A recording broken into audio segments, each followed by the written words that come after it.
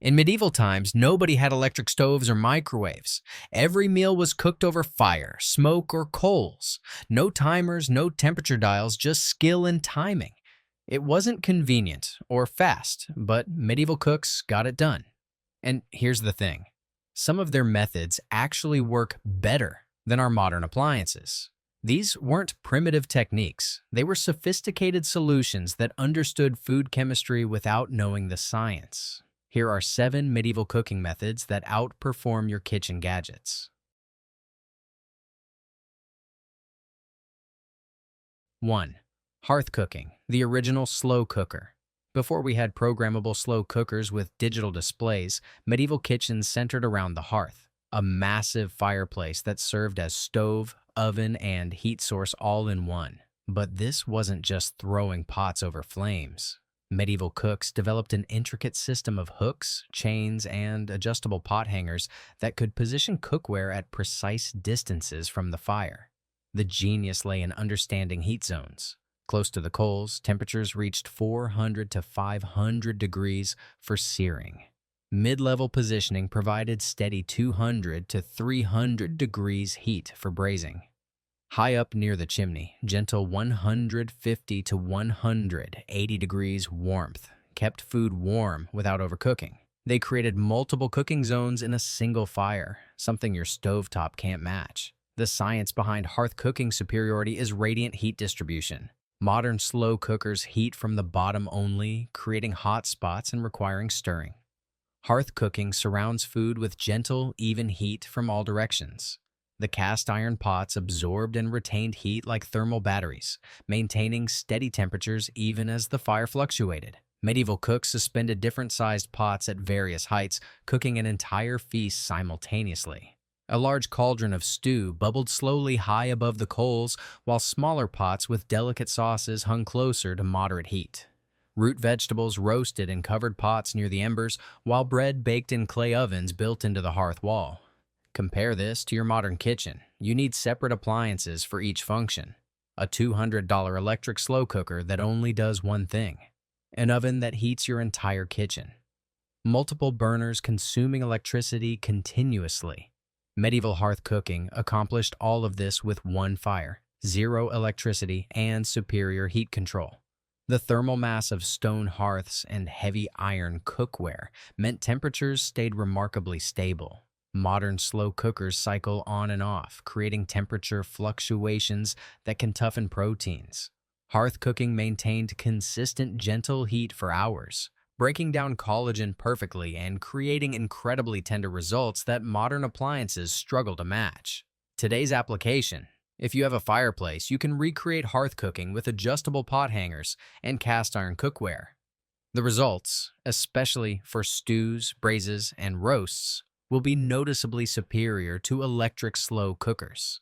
The food develops deeper flavors and better textures because the cooking environment more closely mimics the gentle, even heat that creates perfect results. 2. Spit roasting, self-basting perfection. Watch a medieval spit roast in action, and you'll witness the most elegant cooking method ever devised. A whole animal or large cut of meat rotates slowly over glowing coals, continuously basting itself with its own rendered fat. This isn't just cooking, it's edible engineering that creates results no modern appliance can match.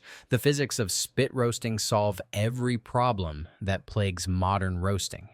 As the meat rotates, gravity pulls the rendered fat across the entire surface, creating continuous natural basting.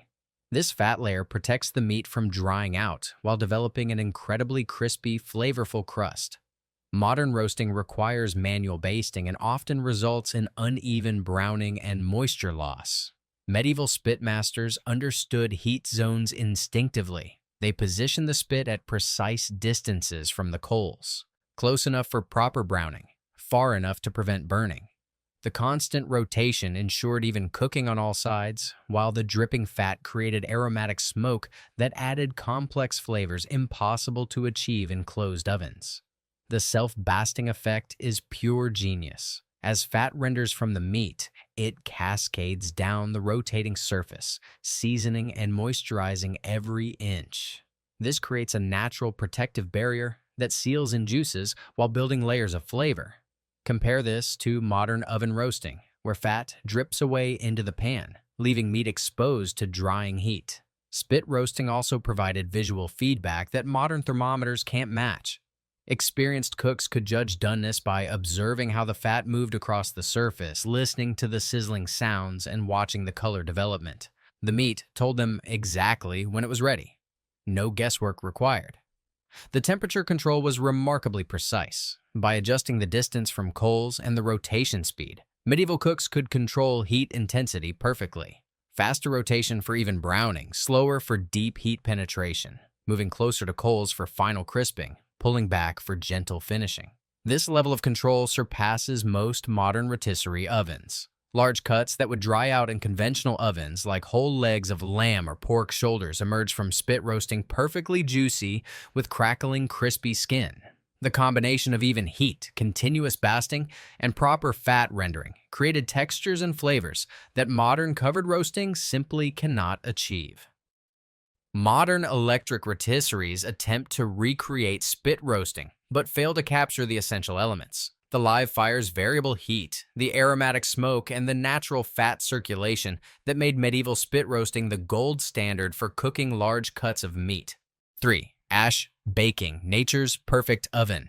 Ash baking sounds primitive until you understand the physics. Medieval cooks wrapped food in large leaves, cabbage, burdock, or grape leaves, then buried these packages directly in hot wood ash or coals. This wasn't rough camping food. This was precision cooking that created perfectly steamed, incredibly moist results that modern ovens can't replicate. The secret is multi-layer heat transfer. Hot ash provides gentle, even heat from all sides, while the leaf wrapping creates a natural steam chamber. As moisture from the food hits the hot leaves, it instantly converts to steam, continuously basting the contents. This creates an environment similar to expensive combi ovens used in professional kitchens, but better. Wood ash from hardwoods like oak or maple burns at consistent temperatures around 300 to 350 degrees, perfect for gentle cooking. Unlike oven heat that comes primarily from above and below, ash heat surrounds food completely. The ash acts as a heat battery, maintaining steady temperatures even as the fire dies down. Modern ovens create hot and cold spots. Ash baking provides uniform heat distribution impossible to achieve with electric heating elements. Medieval bakers wrapped fish in wet leaves with herbs and buried them in hot ash. The result was perfectly flaky fish that retained all its moisture and absorbed subtle smoky flavors. Vegetables like potatoes, beets, and turnips became incredibly sweet and tender. Whole chickens emerged with crispy skin and juicy meat. No basting required because the steam envelope prevented moisture loss. Compare this to modern oven roasting, which relies on dry heat that draws moisture from food surfaces. Even with foil tenting or basting, you're fighting against the drying effects of circulating hot air. Steam ovens cost thousands of dollars and attempt to recreate what ash baking achieves naturally. The leaf wrapping added another advantage: natural flavoring. Different leaves imparted subtle tastes. Grape leaves added mild tartness. Cabbage leaves contributed slight sweetness, and fig leaves provided delicate floral notes. These weren't just packaging, they were flavor enhancers that modern aluminum foil can't match. Ash baking also eliminated guesswork about doneness. Medieval cooks could tell when food was ready by the aroma that escaped through the ash and the sound of gentle sizzling. The consistent heat meant predictable cooking times, something many home cooks struggle with in modern ovens with uneven heating. Today's adaptation: use parchment paper and coarse sea salt to recreate ash baking effects in modern ovens, though the results won't match the superior heat distribution and moisture retention of true ash cooking. If you're amazed that medieval cooks achieved Michelin star results with just fire and clay, hit that subscribe button. This practical knowledge deserves to be preserved. Which of these techniques would you actually try? Drop a comment below and let me know if you want more episodes exploring forgotten cooking wisdom that outperforms modern methods. 4. Salt crust cooking. The moisture lock. Medieval cooks discovered that encasing food in salt created an impermeable seal that trapped moisture while seasoning perfectly from the outside in. This wasn't just preservation. It was precision cooking that created results modern techniques struggle to match. The salt crust method transforms ordinary ingredients into extraordinarily tender, perfectly seasoned dishes. Creating the perfect salt crust required precise technique that medieval cooks passed down through generations. They would start by mixing coarse sea salt or rock salt with egg whites, beating the mixture until it formed a thick, moldable paste. Some cooks added small amounts of flour or crushed herbs to the mixture for additional binding and flavor. The food, whether fish, meat, or vegetables, was then completely encased in this salt paste, with cooks using their hands to mold and seal the crust around every contour. The thickness had to be just right. Too thin and moisture would escape. Too thick and cooking would be uneven. When mixed with egg whites or water, coarse salt forms a paste that hardens into an airtight shell during cooking.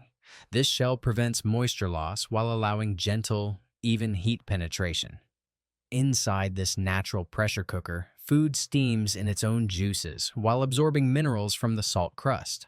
Medieval salt crust wasn't limited to fish, though whole salmon or sea bass emerged spectacularly tender and flaky. Whole chickens developed incredibly juicy meat, while vegetables like beets and turnips became sweet and creamy. The salt drew out excess moisture initially, then created a sealed environment where remaining moisture circulated continuously, creating perfect texture. The temperature regulation is remarkable. Salt has high thermal mass and conducts heat steadily, creating an oven within an oven effect. External heat transfers through the salt crust at controlled rates, preventing overcooking while ensuring thorough doneness. Food cooks gently and evenly from all sides, something impossible to achieve with modern direct heat methods. Modern sous vide cooking attempts to recreate these effects using vacuum-sealed bags and precise temperature control. Expensive immersion circulators maintain exact temperatures while vacuum sealing prevents moisture loss. Salt crust cooking achieves identical results using medieval technology. No electricity, no plastic bags, no complex equipment. The seasoning effect is perfectly controlled. The salt crust doesn't make food salty because it forms a barrier. Instead, it draws out excess moisture initially, concentrating flavors, then maintains the ideal moisture level throughout cooking. The result is perfectly seasoned food that's neither dry nor oversalted. Medieval cooks could judge doneness by observing the salt crust. Properly cooked food caused the crust to crack slightly as internal steam created pressure. The aroma that escaped told experienced cooks exactly when food was ready. No thermometers needed. The salt crust provided all the feedback required. Breaking open a salt crust reveals perfectly cooked food that's impossibly tender and flavorful. The dramatic presentation, cracking through the hardened salt to reveal pristine fish or meat inside, remains impressive even by modern standards. This cooking method combined function with theater, creating memorable dining experiences that modern cooking rarely matches. 5. Smokehouse preservation. Flavor plus function. Medieval smokehouses accomplished what modern kitchens need multiple appliances to achieve: preservation, flavor enhancement, and cooking, all simultaneously. These weren't simple smoking sheds, but sophisticated chambers that controlled temperature, humidity, and smoke density to create results that electric smokers and refrigeration still can't match. The dual function of preservation and flavor was revolutionary food science. Cold smoking required building fires in separate chambers connected to the main smoking room through underground tunnels or pipes. Medieval smoke masters would burn wood in these fireboxes, allowing smoke to cool as it traveled through the connecting passages before reaching the hanging meats. This process kept temperatures below 90 degrees while filling the chamber with dense, flavorful smoke that penetrated deep into the meat fibers. For hot smoking, they would move the firebox closer or create direct fires within the smoking chamber itself, maintaining temperatures between 225 to 250 degrees. Medieval smoke masters could switch between modes in the same chamber, creating versatile food preparation that modern equipment separates into distinct appliances. Wood selection was crucial chemistry that modern pit masters still study. Oak provided steady, mild smoke for long preservation. Apple and cherry added sweetness to pork and poultry. Hickory created robust flavors for beef and game. Medieval smokers understood that different woods contained varying levels of lignin and cellulose that broke down into specific flavor compounds during combustion. The smokehouse design controlled airflow with scientific precision. Adjustable vents regulated oxygen flow that determined burn temperature and smoke density. Too much air created hot fires that cooked too quickly. Too little produced bitter, acrid smoke. Medieval builders positioned vents and chimneys to create laminar smoke flow that enveloped food evenly without creating hot spots. Temperature control without modern thermometers required deep understanding of fire behavior. Medieval smoke masters judged temperatures by observing smoke color, feeling heat levels, and listening to fire sounds. White smoke indicated clean burning and proper temperatures. Yellow smoke meant too hot and bitter flavors. Blue smoke showed perfect conditions for flavor development. The preservation chemistry was remarkably effective. Properly smoked meats lasted months without refrigeration while developing increasingly complex flavors. The combination of dehydration, salt curing, and antimicrobial smoke compounds created hostile environments for harmful bacteria while encouraging beneficial fermentation that enhanced taste. Modern electric smokers attempt to recreate these effects but miss essential elements. Electric heating can't replicate the variable heat of burning wood. Automated controls eliminate the real-time adjustments that medieval masters made based on weather, humidity, and food conditions. Most importantly, modern smokers prioritize convenience over the time required for proper smoke penetration and flavor development. The flavor complexity from traditional smokehouses came from patience and natural processes that modern shortcuts can't replicate. Weeks of careful smoking created depth and character in preserved meats that quick modern smoking simply cannot achieve. 6. Haybox cooking, the zero-energy wonder. The Haybox represents medieval energy efficiency at its finest, a cooking method that required no continuous fuel but produced perfectly cooked food through retained heat. This wasn't just conservation, it was smart physics that achieved better results than modern electric cooking while using zero ongoing energy. The principle is elegant thermodynamics. Food was brought to boiling in a pot, then immediately transferred to an insulated box filled with hay, straw, or wool. The retained heat continued cooking slowly and evenly for hours without additional fuel. This gentle, consistent cooking produced incredibly tender results that aggressive stovetop heat can't match. Medieval hay boxes were sophisticated insulation systems constructed through careful craftsmanship. Carpenters built wooden boxes with double walls, filling the gap between inner and outer walls with sawdust or wool for extra insulation. The box itself was built with thick wooden walls to minimize heat loss. Inside, carefully arranged hay or straw created dead air spaces that prevented convection cooling. The pot nestled into this insulation cocoon that maintained cooking temperatures for 6 to 8 hours without external heat. The cooking chemistry is superior to modern methods. Conventional cooking applies heat continuously, often creating hot spots and requiring stirring to prevent burning. Haybox cooking maintains steady, gentle heat that penetrates food evenly without agitation. Proteins cook slowly and uniformly, breaking down collagen perfectly while retaining moisture. Tough cuts of meat that require hours of braising emerge from hay boxes incredibly tender. Dried beans cooked completely without becoming mushy. Rice and grains developed perfect texture without risk of burning or sticking. The consistent low heat prevented the protein coagulation and moisture loss that plague modern high-heat cooking.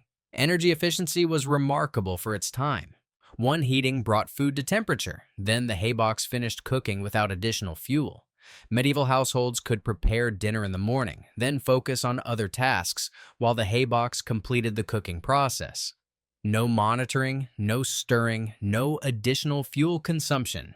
Modern thermal cooking attempts to recreate haybox principles using specialized pots with extra insulation.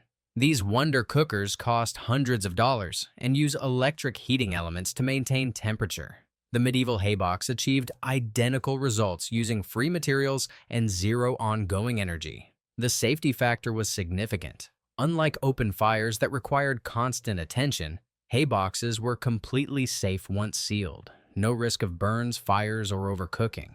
Food could cook unattended all day while people worked in fields or attended to other duties. Today's application works perfectly for modern kitchens. A well-insulated cooler can function as a haybox, allowing slow cooking without electricity. The results, especially for tough meats and dried legumes, surpass Beaumont's electric slow cookers while consuming no energy after the initial heating. These weren't primitive methods, they were sophisticated solutions that understood food at a molecular level, just without the terminology. While we rely on electricity and gadgets, medieval cooks mastered physics, chemistry, and patience. They achieved superior results because they worked with natural processes instead of fighting against them. Maybe it's time we remembered that the best cooking doesn't always need a power outlet. Sometimes the old ways aren't just different, they're actually better.